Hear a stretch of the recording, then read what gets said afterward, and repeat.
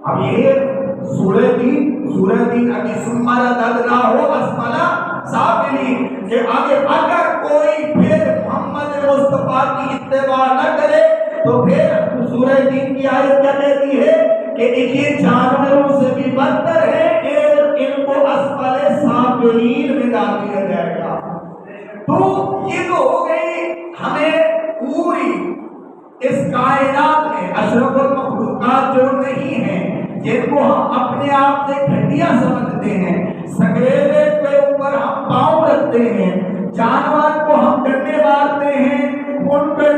رسی ان کے گلے میں رسی باندھ کر ہم کہتے ہیں ہم چونکہ سردار ہیں، اشرف المخلوقات ہیں، اونٹ کے اوپر ہم سواری کرتے ہیں۔ تو یہی اونٹنی کا بچہ کہتا ہے دیکھ میں اپنی ماں کی اتباع کر رہا ہوں، تو ذرا اشرف المخلوقات ہے، اپنے ضمیر سے سوال کر کیا تو انسان کہلانے کا حقدار ہے؟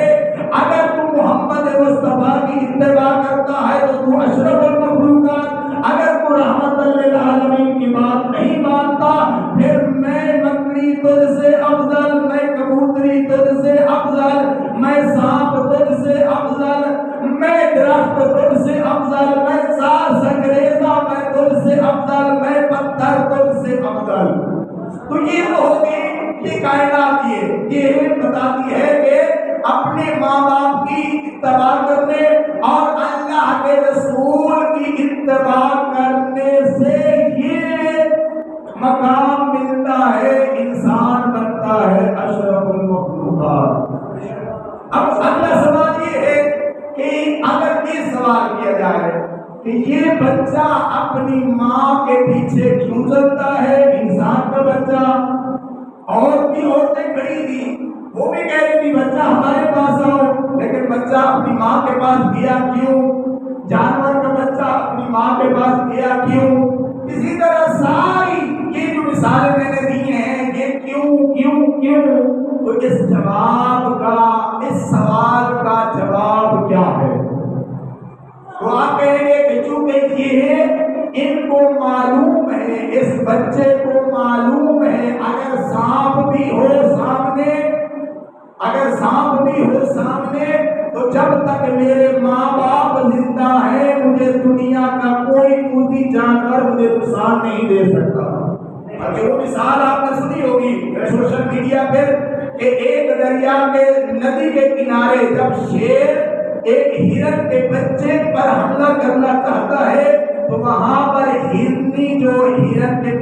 بچے کی ماں ہے وہ اپنے آپ کو شیر کے آگے ڈال دیتی ہے کہ یہ شیر مجھے کھا لے میرا بچہ بچ جائے۔ چونکہ اس بچے کو معلوم ہے کہ میری ماں میرا باپ یہ مجھ سے محبت کرتے ہیں، تو اب اللہ کی بارگاہ میں بھی سوال ہے، اے اللہ کیا پاک پیغمبر ہم سے محبت کرتے ہیں یا نہیں کرتے؟ ایک بات، دوسری اے اللہ کیا تو بھی اپنے حبیب سے محبت کرتا ہے یا نہیں کرتا؟ اور دلیل قرآن مجید سے بھی کوئی ہے دلیل جو اللہ کی محبت ظاہر ہو؟ تو اللہ سورہ بلد میں فرماتا ہے،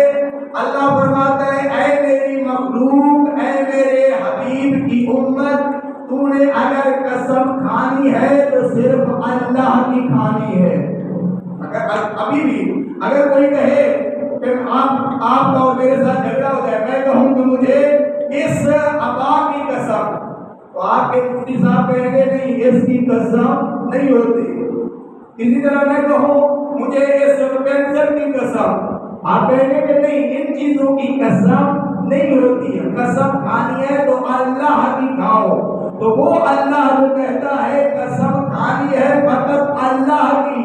لیکن قرآن مجید میں ہمیں دیکھنے کو ملتا ہے اللہ فرماتا ہے لا اقسم بہذا البلد، مجھے اس شہر مکہ کی قسم،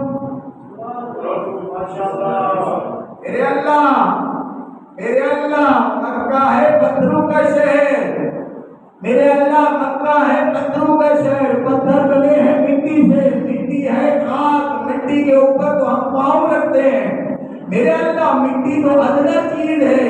اللہ تو اگر تیری قسم ہوتی تو پھر ہم تو کہتے ہیں اللہ اعلیٰ ہے، لیکن تو فرما رہا ہے کہ مجھے مکہ کی قسم، مکہ پتھروں کا شہر ہے اور مکہ میں بت بھی ہے، مکہ میں ابو جہل بھی ہے، مکہ میں اور بھی مشرکان مکہ موجود ہیں، میرے اللہ کیا تو ان مشرکوں کی وجہ سے اس شہر کو عزت دے رہا ہے؟ اللہ فرماتے ہیں نہیں لا اقسم بہذا البلد، مجھے اس شہر مکہ کی قسم اس لیے ہے، میں اگلی اس قسم کا جواب تم یہ کہہ رہے ہو کہ میں جو پتھروں کی قسم کھا رہا ہوں، سنو میں پتھروں کی، میں شہر کی قسم اس لیے کھا رہا ہوں وَأَنْتَ حِلٌّ بِهَذَا الْبَلَدِ، اے میرا حبیب تو اس شہر میں چل رہا ہے، مجھے اس لیے قسم کھا رہا ہوں۔ سبحان اللہ، ارے تکبیر